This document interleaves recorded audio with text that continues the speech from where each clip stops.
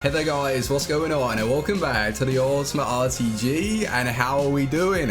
We've got content, FUTTIES, FUTSWAPS, it's themed for this month, and that's something that I want to express to you though.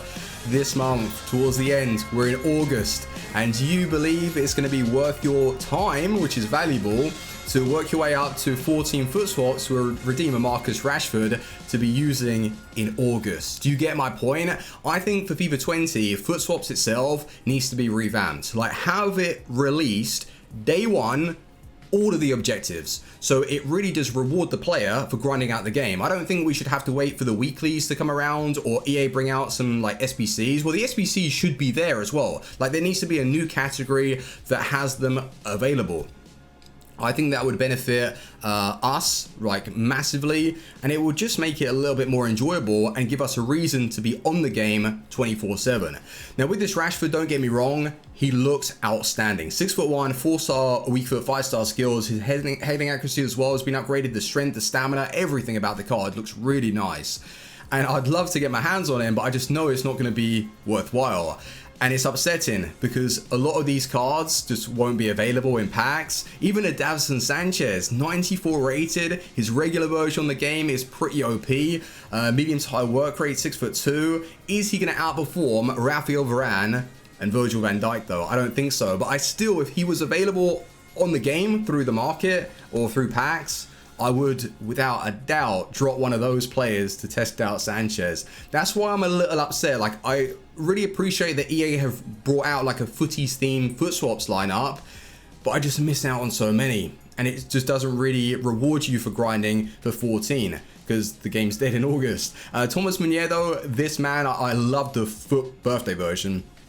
This one I will get though.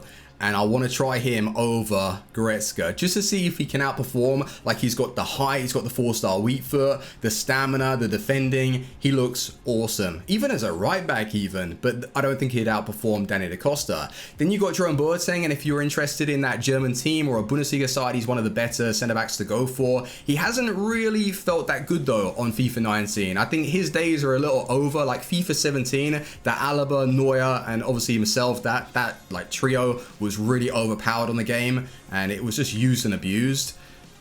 This man though, Quincy Promes, do expect a video on him tomorrow because we'll have 3 weekly objectives available to grind out the FUTSWAPS, and I'm gonna get my hands on Quincy Promes. 5-star skills, 4-star weak foot. I think he's good enough to start, but I'm gonna be using him as an impact sub, and he has changed clubs, so he's gonna be really easy to link up. You've got De Jong.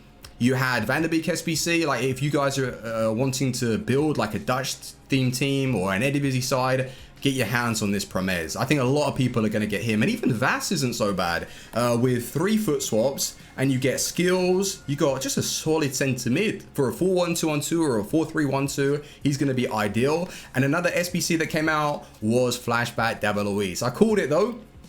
I did think they were going to release this card, and there you go. He's a good centre back, but I just don't really see the appeal when you have loads of team of the seasons available. Like, instead of doing David Luiz, like, don't get me wrong, do him if you want to, but Thiago Silva, why not bring him in? Like, he's super fun, and I think he's a little bit more consistent than that David Luiz card. But if you are new around here, please do drop a subscription. If you're enjoying this series, leave a like. And if you are wanting game codes or anything game related, there is a birthday sale. Head over to G2A, link in the description, use the code Fuji for that. And I want to go and give you some updates with the trade pile, and also speak to you about a few things that I have in mind for the RTG. So let's get into it. Here we go. So I did play through another draft last night, and one of the players available for me to use was Oblak, and this man we packed through the FUT Champ rewards. He was really reliable, and it's the draft, yeah, I know, but with the few chances my opponents were able to create, because the team was massive. I had prime moments, Ronaldinho again, like George Best, Mbappe team of the year, Neymar. Like, it was one of the better draft squads that I've put together once again. But this Oblak, he was saving everything, and I'm really thankful for that. So with the way he plays, I think he's worth 88,000. Lala, all of this stuff, Sirigu, I just got rid of to free up the coins. So we have 277,000. I could go and sell Marcelo, Rafael Varane, and bring in some players that you guys would like to see. But later tonight, we're going to have that Lozano SBC. So that's why I didn't really want to go and start unlocking some icons, even though I'd love to get my hands on Cruyff, Lozano and all these footies. My idea is to get every single one. But something that I wanted to ask you, because in my opinion, on the RTG right now, we are starting to hit the wall. We need millions and millions of coins to really upgrade the starting 11. And is it worthwhile, like, getting rid of Rafael Varane, Marcelo that are tradable cards to free up the coins to then change up the starting 11? Because really, the whole idea of the RTG is to build up to this point and enjoy the starting 11. But as a content creator, I need to switch up my team to try out new players so it's engaging and you can see like fresh content. But if I wasn't a content creator, I'd just be using this team. It's the best. There's no problems at all with the way it plays. I love it. Varane, Marcelo, ever since I brought them into the side, they've been outstanding. But if you want to see that, that's why I want your feedback right now in the comment section. I can get rid of Varane, I can get rid of Marcelo, I can bring in like different team of the seasons. I can even drop like some of these guys. I've used them for so many games now, like Eusebio, 577 games. It's a lot. And even a Ronaldinho, 46 games.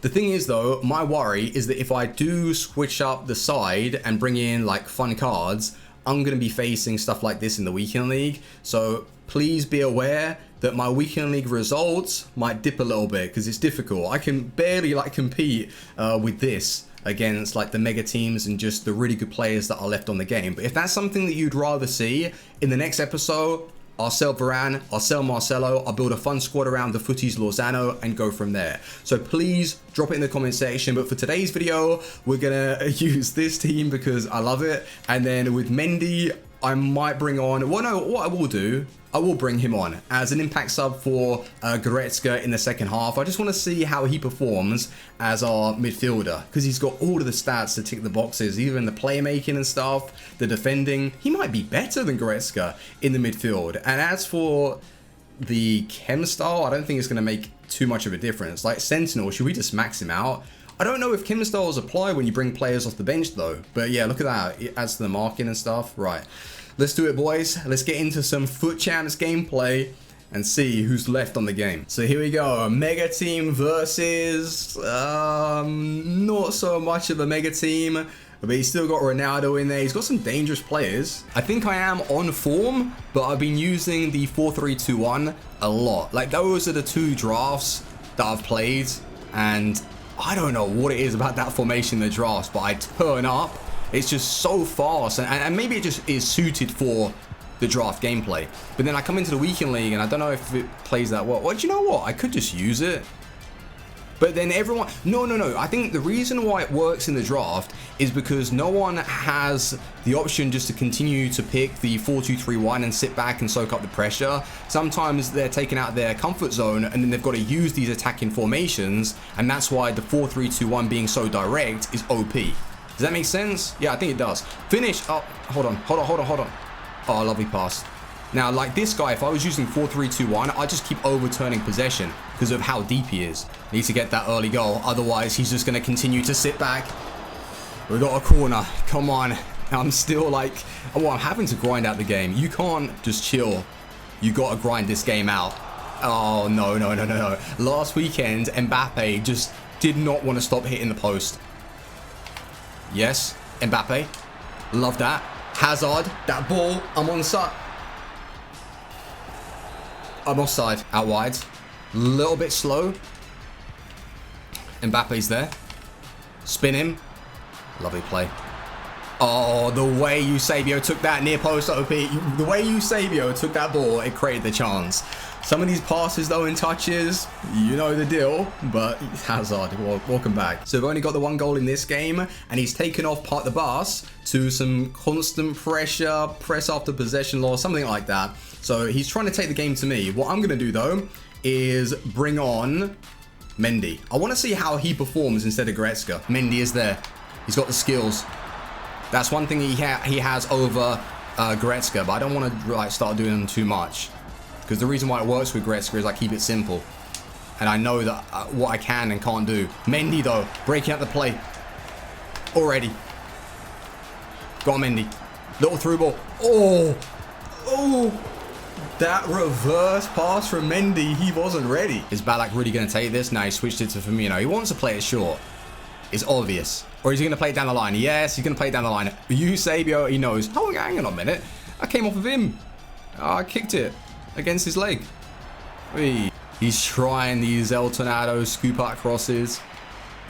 I think for FIFA 20, you're probably going to still be able to do those scoop out crosses, but it's the way your defenders are going to be able to react though.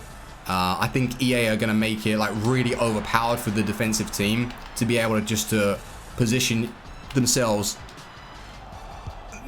Oh no. When you thought it was over, I probably would have quit as well, conceding that Ronaldinho goal. But Mendy, he felt nice coming on, and he did get himself an assist as soon as he came on. So should I start him? I don't know what formation I could use though to drop Goretzka. No, we'll just use him as an impact sub. Game to it is, and we're facing, oh, that striker's got like a 2-star weak foot and 3-star skills. That's a dodgy one.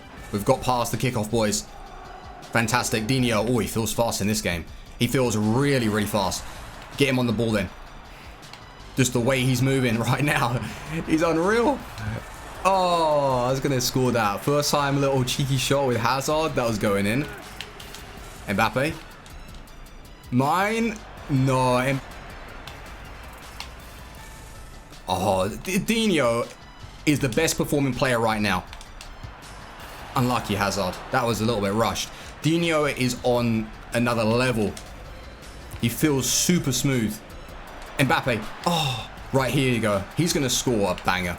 Maybe he's got the confidence from that last game. Jesus. Maybe he has. Down the line. Marcelo. Eusebio shouting for it. He wants it now. In the middle. Hazard. That little dip. I love that dip. I really, really like it. It's just a standard fake shot, but you're going back on like the right-hand side. Well, that's how I pull it off. Marcelo. That's what I'm liking Marcelo. His interceptions, he's just so good. I don't think I can go back to Alexandra. I really can't. It's like these skills. Oh, he's won a penalty. Ref. Danny Costa. A couple of flicks and he's gone. A little bit of movement there as well. Mbappe, he can't miss that inside the box. If he hit the post there, he's done for this weekend. He's never hitting the post. But that's going to be another rage quit.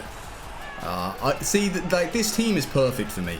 If I'm wanting to play to that high level and pushing into the top 100, I wouldn't really change up the starting 11. But once again, as a content creator, I can't really afford just to continue using the same team over and over, because even for myself, it's going to get boring after a while. So, like I explained, should we switch up the starting 11? So a perfect start in the weekend league, 2-0, and we blitzed the competition, and that's what you can do with a squad as good as this one. But tomorrow we should have a Promes. I'll have to grind out the FUTSWAPS, and then with Lozano, definitely he's going to be released as an SBC. I wonder the price though, like 200, 250. Maybe it depends on the rating, because even like this standard 86 with really good finishing, maxed out pace pretty much, the dribbling, he's going to be awesome on the ball, and then the jumping, the stamina, the strength, aggression. Another legend of the RTG will return. Remember that FIFA 17 Lozano, 82 rated, completely broken with Alessandrini. That should be another one, right? Alessandrini. I want to see more of these footies get released. So he's going to come. Promes in a squad tomorrow. That'd be really fun. And I hope that they do perform well. So like all I'd have to do really is drop Goretzka, bring in Hullet, play Lozano as a right, winger, and then Promes in here for Hazard. So I don't really need to do too much with the overall team changes, but really it's going forward for next weekend. Do you want to see players sold, and should we completely switch up the side? Let me know in the comment section, but leave a like on today's video. That'd be much appreciated. Thank you for all your support during like a dead period of the game, really. And yeah, FIFA 20 is soon, and we're going to go hard. So thank you for watching. Take care. Team out. Peace.